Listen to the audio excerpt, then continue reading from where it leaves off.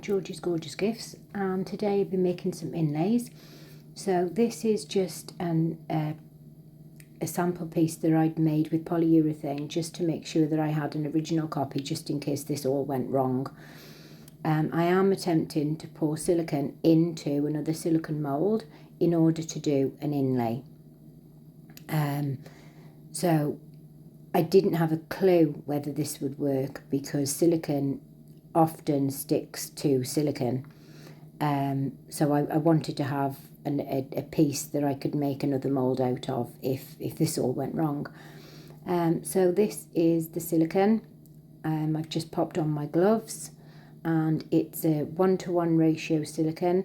I only need a little bit, so I think I mixed up about 40 ml of each, which is probably still a little bit too much because I only needed just a very thin layer.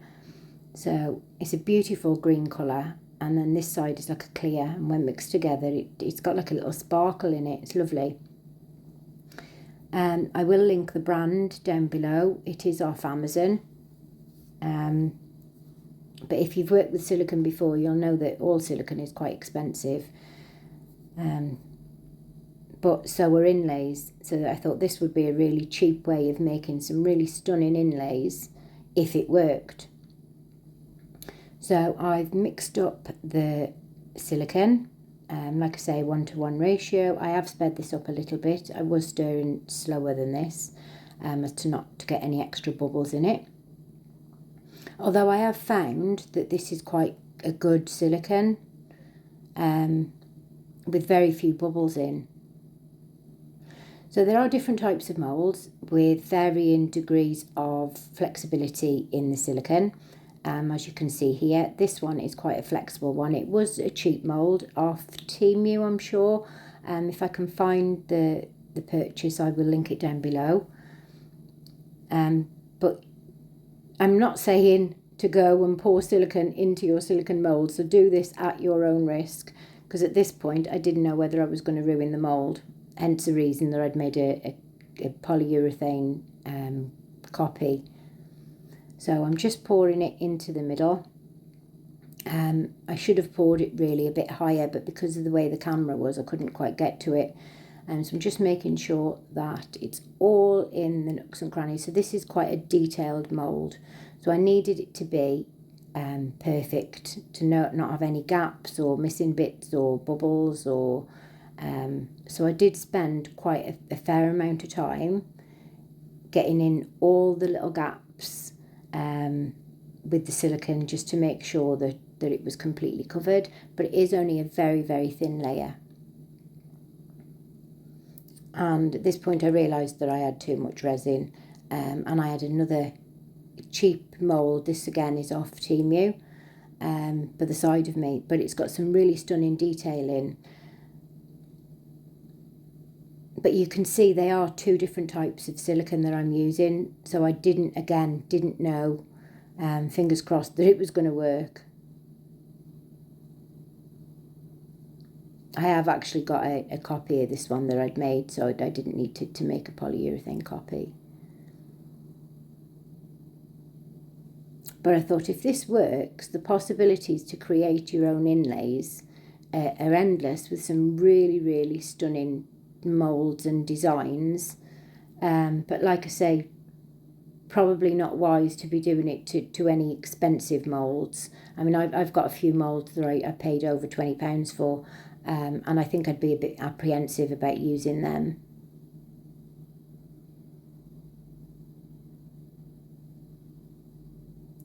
So again, I'm just trying to get into all the gaps, make sure that the mat was flat, because anything under the mat can cause the silicone to warp. Although silicone is self-leveling, it needs a completely flat surface, so any lumps or bumps underneath it and it will pick it up. A bit like resin, but I'd say even more so. So like I say, fingers crossed this was going to work, because at this point I thought I might just ruin two moulds. So I left it for 24 hours, and here we go. So this one peeled away really, really easily. Just got that bottom corner and that top bit there. And I was so pleased. And the detail it picked up was stunning. This one did take a bit longer to take out of the mould because of the detail. And there's like lots of little gaps in this one. So it did get it slightly difficult just to try and pull it away from the mould. But it wasn't because the silicone was sticking to it. It was just because it was so intricate. And I didn't want to tear the inlay. So it did take me a long while to pull it out. And then it did take me about 20 minutes, half an hour to get in all the little gaps with a little micro brush to try and get all the extra silicone out. But look at that, the detail in it is stunning. So I did leave it for 24 hours because that's the recommended time before you use it. And I mixed up some craft resin, which is my go-to resin. I pop it in my degassing machine. So this gets rid of the majority of the bubbles. So this is on hyperlapse. So I've got my resin. You can see it's really clear. And my inlays that worked. So I found 2 moulds that would fit and decided that I was going to pop one in the bottom and then pop the other one on top of the resin. So it stuck really well to the bottom of the mould. But here you see with the little micro brushes, and I have sped this up somewhat because I had to get into all the little gaps. Like I say, this mould was really, really intricate. And there was lots and lots of where the gaps were, where the silicone had obviously needed to come off the inlay. So just be aware of that when doing detailed moulds. There was a little lump that come up underneath it and I couldn't understand why. I did actually find out that when it was cured that there was a piece of resin underneath the mat and it was creating an air pocket underneath, and it did actually come through on the finished piece. So again, just be extra cautious of any foreign objects or any extra resin underneath your mat when creating anything. I'm just squirting some isopropyl alcohol to burst the bubbles when they come to the surface and taking out some foreign objects that was in there. So like I say, I'm popping this one on the top just to see the difference. You can see that little air pocket there and I couldn't understand why. Hello and welcome to the Mental Health Hotline. If you are obsessed... So I've just gone in all the gaps.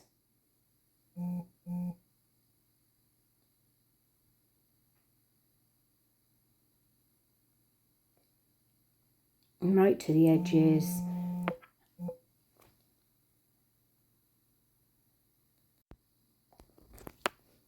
So again, just squirting this with some isopropyl alcohol because I had been messing about with it and left it till the following day. So this was about 12 hours, so it still was a little bit bendy, but it was enough for me to be able, I couldn't wait to take it out to see what it looked like and whether it worked. There was, where I'd seen that bubble, a little bit of resin that had gone underneath the inlay, but it was easy enough to pull off.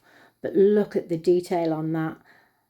I was absolutely gutted when I noticed that there was a bubble or a lump in the inlay.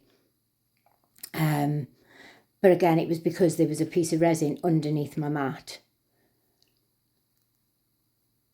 On the other one, you can see when I'm just burnishing some chameleon flakes. I think these are the Let's Resin ones.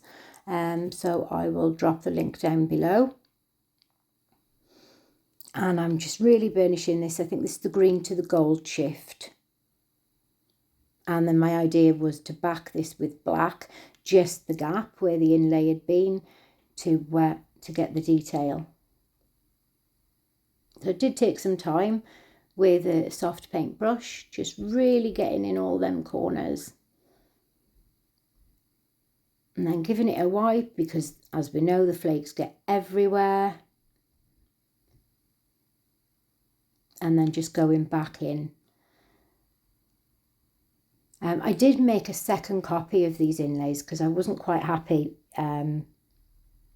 with the flower one was a little bit too thin, and there were some air pockets that I'd created on the love heart one, but the second ones have turned out really, really well, so I'm really pleased with that. So you can see on this one I'm just doing exactly the same, so just burnishing some chameleon flakes into the design. It just wasn't giving me the coverage I wanted, so I decided to just go overboard, whack it in and hope for the best. I did give it a blow just to get off all the excess, and then I wiped it with a baby wipe just around the edges. But I was really disappointed with that lump because when I put the flakes in you could see it even more. So I'm mixing up some black resin. This is some black paste from Temu, I believe. If I can find the order, I'll drop the link in down below. It's fantastic paste. You only need just a touch. One way to check the depth of your colours, because often when they're in the cup they look a lot darker, and you pour them onto your work, and especially the black, it's not as dark as you want it. So just get a little bit on a stick and pop it onto a piece of tissue or baby wipe, and that'll give you the colour that it actually is. Just a little tip. So I'm just filling this in with black resin.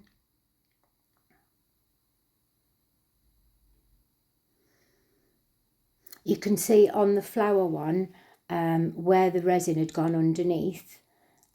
The flower wasn't exactly perfect, but it did come off because it was just a soft bit of resin.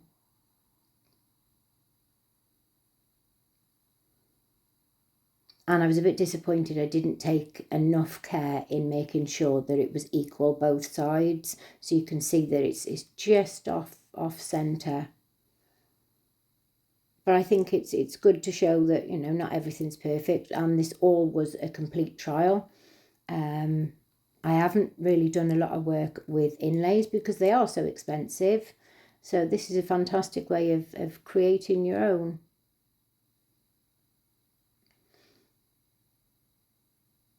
So if you haven't subscribed, it is completely free. So if you can just hit that button for me and a thumbs up, that'll help just to push my channel out, as it is quite a new channel. So I'd be really grateful for that. So this was the next day. I don't know what was going on with the lights. But yeah, I took them out of the mould. Like I said, there was some air pockets on the top of the love heart, where the second one that I didn't have that. But the detail in this, I was so pleased. And then this one, again, if it wasn't for that lump, it would have been perfect. So I did sand them off and just give them a bit of a top coat. And these are pictures of the inlays. Thank you. I've been Tony, and thank you for watching.